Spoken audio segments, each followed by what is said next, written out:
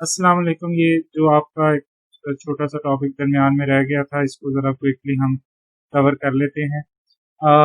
Basically हमने image जो है उसमें डिफरेंट तरह की फीचर्स जो है, डिफरेंट तरह की प्रोसेसिंग जो है, इसके ऊपर डिस्कशन की है। इमेजेस में से हमने फेसेस को, आईज को डिटेक्ट भी किया है और उनको हम सेपरेट भी कर सकते हैं। अब हम थोड़ा सा क्विकली जो है वो आइडिया जो है वो परफॉर्म करते हैं कि how we can recognise an image, या पार्ट ऑफ द इमेज जो है इसको हम किस तरीके से जो है वो रिकग्नाइज कर सकते हैं। याद रखें, विजन के अंदर अल्टीमेट टास्क यही होती है कि आप इमेजेस जो हैं इनको रिकग्नाइज करें, या इमेजेस के अंदर होने वाली एक्टिविटीज जो है इनको रिकग्नाइज करें। और अभी हम अपना वही ट्रेडिशनल मेथड जो है इसको यूज करेंगे, जहां पे हम कुछ ट्रेनिंग डेटा यूज करते हैं और फिर उसके ऊपर टेस्टिंग करते हैं। अभी आपको हैंड रिटन डिजिट रिकग्निशन जो है इसकी एक एग्जांपल जो है वो इन द कमिंग स्लाइड जो है वो आप देखेंगे। हैंड रिटन डिजिट रिकग्निशन का मतलब ये है कि कुछ टेक्स्ट या इमेजेस आपके पास अवेलेबल हैं जो कि हैंड रिटन है और आप उनको रिकग्नाइज करना चाह रहे हैं, या उसको आप फॉर्मेटेड फॉर्म के अंदर या कंप्यूटराइज्ड फॉर्म जो है इसके अंदर लेके आना चाह रहे हैं। तो इसके लिए first we need to have a training data, और यहाँ पे भी हमारे पास एक बहुत ही डिफेक्टो किस्म का ट्रेनिंग डेटा जो है वो अवेलेबल होता है, जिसको हम एमनिस्ट कहते हैं, which is modified national institute of standard and technology. ये विजन का एक बहुत ही फेमस डेटा सेट जो है वो हमारे पास डिजिट्स का डेटा जो है इसमें अवेलेबल है। ये डेटा जो है वो तकरीबन आज से 20-21 साल पहले जो है डेटा सेट जो है वो डेवलप किया गया था। अभी भी ये बेंच मार्किंग डेटा सेट है, just to test different type of classification algorithm जो हैं, अभी भी उनमें ये काफ़ी हद तक जो है वो यूज़ हो रहा होता है। इसके काफ़ी सारे कॉम्पिटिशन जो हैं वो आपको नज़र आ रहे होते हैं। यूएससीआई की वेबसाइट पे, कागल की वेबसाइट पे आप देखेंगे तो इसके लिए काफ़ी सारे स्टिल जो है वो कंपटीशन जो है इस डेटा सेट के लिए जो है वो अरेंज किए जा रहे होते हैं। ये डेटा सेट जो है वो आपको काफ़ी वेबसाइट्स पे अवेलेबल है। अभी जो एग्जांपल आपको नज़र आएगी, इसको ये जो कागल का सोर्स है इसमें से जो है वो डाउनलोड किया गया है। ये वेबसाइट है, जब ये लिंक आप ओपन करेंगे ये वेबसाइट आपको नज़र आएगी।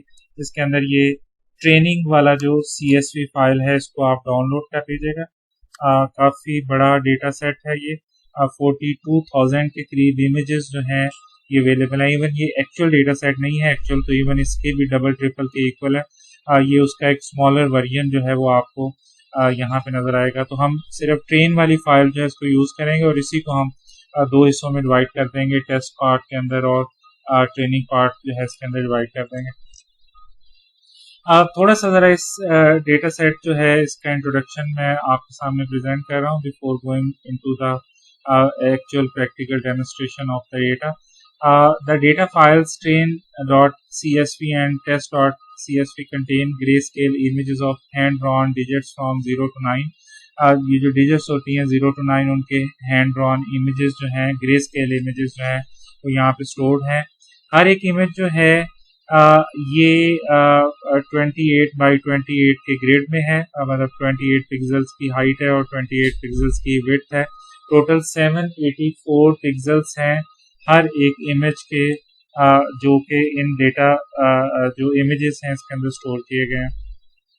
ये ग्रे स्केल इमेज है, इसमें हर एक जो पिक्सल है उसकी वैल्यू जो है वो 0 से लेके 255 तक है, जो कि उसके 0 से लेके ब्लैक कलर से लेके ग्रे इंटेंसिटी तक और वाइट कलर तक जो है इसके इंफॉर्मेशन जो है, पिक्सल की इंफॉर्मेशन जो है वो सेव्ड है।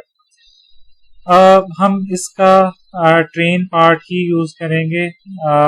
जो कुछ इंफॉर्मेशन आपको यहाँ पे नजर आ रही है, ये कुछ एग्जांपल डेटा जो है वो आपको नजर आ रहा है। हैंड रिटन इमेजेस हैं जो कि यहाँ पे नंबर्स के जो है वो यहाँ पे सेव है। तो इसके ऊपर हम रिकग्निशन के लिए डिसीजन ट्री एल्गोरिथम यूज करेंगे। आप ऑलरेडी जानते हैं डिसीजन ट्री एल्गोरिथम को, तो हम इसके लिए डिसीजन ट्री जो है इसको यहाँ पे यूज करेंगे। नमपाई लाइब्रेरी और मैट प्लॉट आपको यहाँ पे नजर आ रहा है। पांडास को हमने इंपोर्ट कर लिया है, पीडी ऑलरेडी हम इसको यूज करते हुए हैं। यहाँ पे आपको अब SK लर्न से ये डिसीजन ट्री क्लासीफायर का भी मॉड्यूल जो है वो आपको यहाँ पे नजर आ रहा है। उसके बाद हमने ये ट्रेन CSV फाइल वहाँ से डाउनलोडेड है, इसको हमने यहाँ पे रीड कर लिया और उसके बाद हमने इसको कुछ प्रिंट करवा दिए ताकि आपको आइडिया हो जाए, और इसके बाद इसकी शेप को प्रिंट करवा दिया है और फिर इसको हमने numpy अरे के अंदर कन्वर्ट कर दिया है। ये 2 numpy का फंक्शन जो है वो हमारे पास अवेलेबल होता है इसके अंदर, इसको हमने जो है वो कन्वर्ट कर दिया है। ओके जी, और फिर आफ्टर कन्वर्जन हमने इसको डिस्प्ले कर दिया है यहाँ पे, और यहाँ पे अब मैं आपको ये जो फाइल है CSV फाइल जो है इसको थोड़ा एक्सप्लेन कर देता हूँ। याद रखिएगा इस CSV फाइल के अंदर फर्स्ट कॉलम जो है ये लेबल का है और रेस्ट ऑफ द कॉलम जो है ये पिक्सल वैल्यूज हैं। पिक्सल वैल्यूज जो है 784 पिक्सल वैल्यूज हैं। हर एक रो जो है ये एक इमेज की इंफॉर्मेशन को सेव कर रही है। एक सिंगल इमेज जो है 20x8x28 रेजोल्यूशन वाला जो सिंगल इमेज है इसकी इंफॉर्मेशन जो है इसको सेव कर रही है। फर्स्ट कॉलम पे अगर आप गौर करें तो यहाँ पे आपको लेबल्स नजर आ रहे हैं, हर एक इमेज के लेबल्स। जैसे अगर आप देखें तो फर्स्ट में आपको 1 नजर आ रहा है, तो इसका मतलब ये है कि जो पहली पिक्चर है वो 1 डिजिट की है और दूसरी पिक्चर जो है ये डिजिट 0 की है और थर्ड पिक्चर जो है ये डिजिट 1 की है, और इसी तरीके से आपको 400 की डिजिट्स जो है वो यहाँ पे आपको नजर आ रही हैं। तो 784 पिक्सल्स हैं टोटल, तो इसका मतलब है 785 कॉलम्स होंगे, जिसमें पहला कॉलम जो है वो लेबल्स का होगा और इस डेटा सेट के अंदर 42,000 पिक्चर्स हैं टोटल। तो इसलिए रोज आपको यहाँ पे 42,000 टोटल रोज जो है वो आपको यहाँ पे नजर आएंगी। हर एक रो जो है वो एक इमेज की इंफॉर्मेशन जो है वो सेव कर रहा है, तो ये आउटपुट आपको बता रही है। इसको बाकी इंफॉर्मेशन भी जरा देख लें। 20 रोज हैं, यहाँ पे कुछ नंबर्स की रोज रिपीट हो रही है, आप देख रहे हैं 0 यहाँ पे रिपीट हो रहा है और कुछ और नंबर्स भी रिपीट हो रहे हैं, और रोज आपको 42,000 यहाँ पे नजर आ रही हैं। मैं पहले भी बता चुका हुआ हूँ कि 42,000 इमेजेस हैं यहाँ पे, तो इसलिए 42,000 रोज आपको यहाँ पे नजर आ रही हैं। 785 कॉलम्स हैं। इसका मतलब ये है कि फर्स्ट कॉलम तो लेबल का हो गया, तो रेस्ट ऑफ द कॉलम जो है ये पिक्सल्स की इंफॉर्मेशन है हर एक इमेज के लिए। ओके, अभी हमने इस डेटे को थोड़ा डिवाइड करना है। एक्स ट्रेन के अंदर हमने इस डेटे में 21,000 इमेजेस जो हैं इनको डिवाइड कर दिया, तो रोज 0 से लेके 21,000 तक, और कॉलम्स भी 1 से लेके एंड तक हमने इनको डिवाइड कर दिया। आप देख रहे हैं कि 0 कॉलम को हमने यहाँ पे निकाल दिया है। उसकी रीजन ये है कि ये लेबल कॉलम है, हर एक इमेज के बारे में बता रहा है कि ये किस डिजिट का इमेज है। उसके बाद हमने ट्रेन लेबल की एक अरे बना ली है जिसमें हमने 0 कॉलम को सेव कर दिया है। तो लेबल आप जानते हैं क्लासिफिकेशन के अंदर जो क्लासिफिकेशन है उसको आउटपुट या टारगेट जिसको हमने कहा था वो हमने यहाँ पे लेबल के अंदर सेव कर दिया। उसके बाद ये एक हमने लूप चलाया है, इस लूप को जरा गौर से देखिएगा। But we have done in this loop, हमने एक इमेज लिया है x of i और उसको रीशेप कर दिया है 28x28 के ग्रिड के अंदर, तो 2 डायमेंशनल में उसको हमने कन्वर्ट कर दिया है और फिर उसको हमने प्लॉट कर दिया है। आई एम शो आप ऑलरेडी देख के आए हैं, just to show the image. तो पहले 5 इमेजेस को हमने यहाँ पे प्लॉट किया है, शो किया है। इसके आउटपुट एक इमेज की मैं आपको दिखा देता हूँ। यहाँ पे 4 हैंड ड्रॉन 4 जो है यहाँ पे आपको नजर आ रहा है।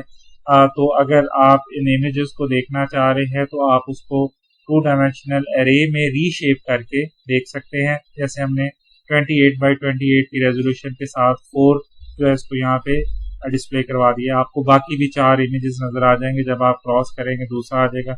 इस तरीके से बाकी 5 इमेजेस भी आपके सामने डिस्प्ले हो जाएंगे। अब आगे मूव करते हैं और रिकग्निशन की तरफ जाते हैं। डिसीजन ट्री क्लासिफायर हमने डिक्लेयर करवा दिया है, इसको अब हमने CLFIT को पास कर दिया है एक्स ट्रेन 21,000 इमेजेस और ट्रेन लेबल उनका टारगेट फंक्शन यहाँ पे इसको पास कर दिया है। और फिर ये हमने टेस्ट डेटे को थोड़ा डिवाइड कर दिया है उसी तरीके से जैसे हमने ट्रेन डेटे को डिवाइड किया था। और यहाँ पे हमने एक इमेज ले लिया है, 9th इमेज है टेस्ट डेटे के अंदर, और इसको रीशेप कर दिया है 2828 के अंदर। ओके, और फिर इसको डिस्प्ले कर दिया ताकि पता चल जाए कि ये इमेज एक्चुअली किस डिजिट का इमेज है। तो इसको हम शो करेंगे तो ये आप देख रहे हैं 5 का ये इमेज है, आपको इसकी पिक्चर नजर आ रही है राइट के ऊपर। तो ये 5 डिजिट जो है इसका इमेज है। ये हम इसलिए कर रहे हैं ताकि अभी हम क्लासीफायर को ये पास करें ताकि चेक करें कि क्लासीफायर क्या ये सही प्रेडिक्ट कर रहा है या नहीं कर रहा। तो हम क्लासीफायर के प्रेडिक्शन फंक्शन को कॉल कर लेते हैं CLF प्रेडिक्ट को, और ये सेम इमेज अब उसको पास कर देते हैं। तो लेट्स सी कि वो इसके बारे में क्या प्रेडिक्ट करता है। तो यहाँ पे जरा आउटपुट देखिएगा, क्लासीफायर ने भी इसको 5 ही प्रेडिक्ट किया है। तो ये इमेज भी 5 का ही है और आपके क्लासीफायर ने भी इसको करेक्टली रिकग्नाइज किया है, 5 के तौर पे ही इसको रिकग्नाइज कर रहा है।